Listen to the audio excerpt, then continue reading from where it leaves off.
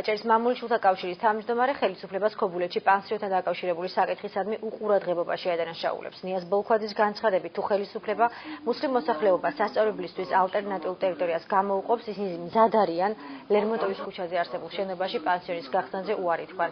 მამულიშვილთა კავშირში აცხადებენ, რომ რელიგიურ საკითხებთან დაკავშირებით არსებული პრობლემების მოსაგვარებლად ხელისუფლებამ და აჭარის სამუსლიმანო სამმართველომ სამოქმედო გეგმა უნდა შეიმუშავა.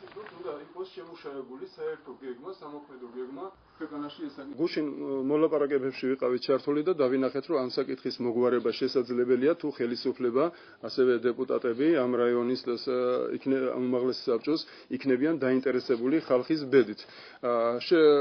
შეხვედრა, როგორც მე მაცნობეს ხელხამით, გადაიდო ხვალისათვის, თუ ის გართულებები და ის მოყვება ამ საკითხზე არ იქნება გადაწყვეტილი, მთელი პასუხისგებლობა დაეკისრება ხელისუფლებას, დაეკისრება ამ უმაღლეს საბჭოსა და ამ რაიონის დეპუტატებს, რომლებისგანაც დღეს სრულებით უყურადღებოთაა ეს სიტუაცია მიტოვებული.